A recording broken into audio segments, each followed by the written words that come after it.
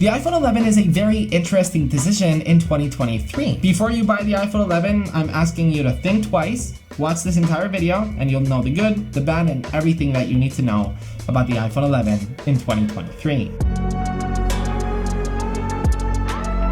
So what's most important for somebody buying an old iPhone is making sure that Apple's latest software is compatible with the iPhone that you want to buy. So with the iPhone 11, yes, it's still compatible with Apple's latest version, iOS 17. So you'll have all of its latest features. Something to take into consideration is that my guess, next year, Apple will discontinue the iPhone 11 with iOS 18. It's just pure speculation though. So let's start talking about the design. The iPhone 11 has rounded edges, making it kind of seem like an outdated design, because what new iPhones tend to have is a more flat edges, flat back design. The iPhone 11 does have these rounded edges, but if you don't mind them, you know, they're totally okay. In terms of cameras, you can see that the iPhone 11 has way smaller cameras than the iPhone 14 Pro, but overall, it's a very beautiful phone. But most importantly, and what I like about the iPhone 11, I'd even say better than the iPhone 14 Pro, is how comfortable the phone is to use. You see, new iPhones such as the iPhone 14 Pro have this like frosted glass back.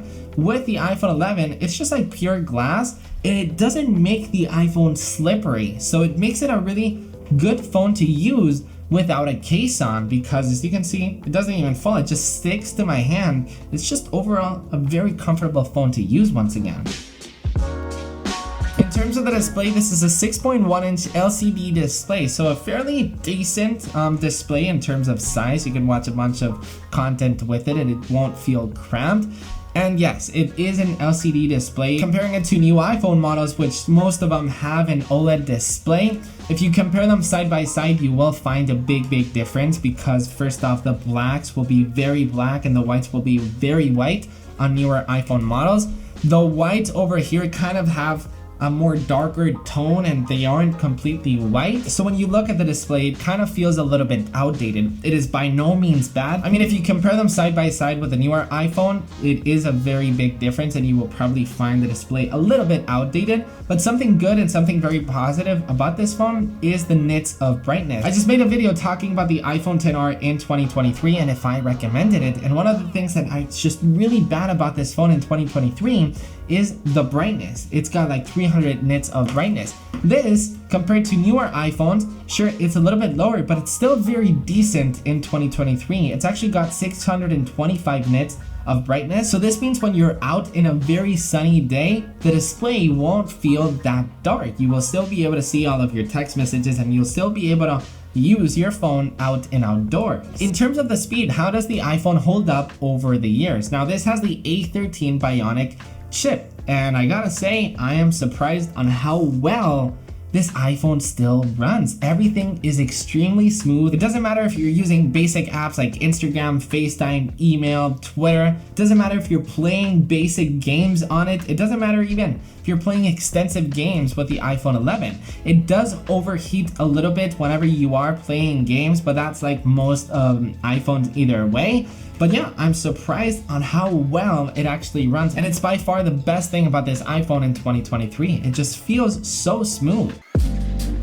The camera's still very impressive in 2023. You've got a dual lens setup. You've got an ultra wide camera and you've got a wide camera on the back, which actually have 12 megapixels. I'll show you photos now side by side, but as you can see, it holds up extremely well. And then on the front camera, you've also got 12 megapixels. And something that the iPhone 11 brought was wide selfies. You've got this tiny icon right here in the camera, so you can actually get more people in the shot. Talking about cameras, the iPhone 11 has Face ID to unlock your phone. It's not Touch ID using your fingers. You use your face to unlock your iPhone. Face ID on the iPhone 11 makes using Apple Pay and actually unlocking your phone extremely easy and simple, and it works extremely well. In terms of the battery life, I'd say that this is a weakness because it does not last you all day, and especially thinking of the fact that you will probably end up buying this iPhone either used or refurbished, which means it won't have the best battery life either way. Good thing about it though is that it does have fast charging, so you will be able to fast charge your iPhone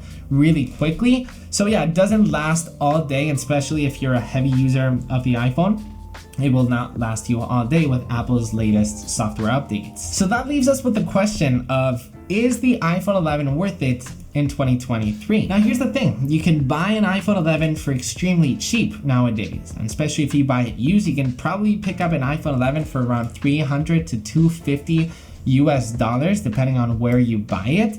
So for $250 or for $300, yes, this iPhone 11 is extremely worth it in 2023. If you don't mind the battery life, and if you don't mind kind of the outdated design that it has, the rest, the display, the brightness, the cameras, there's a lot of things to really like about this phone. And also it comes in really, really fun colors.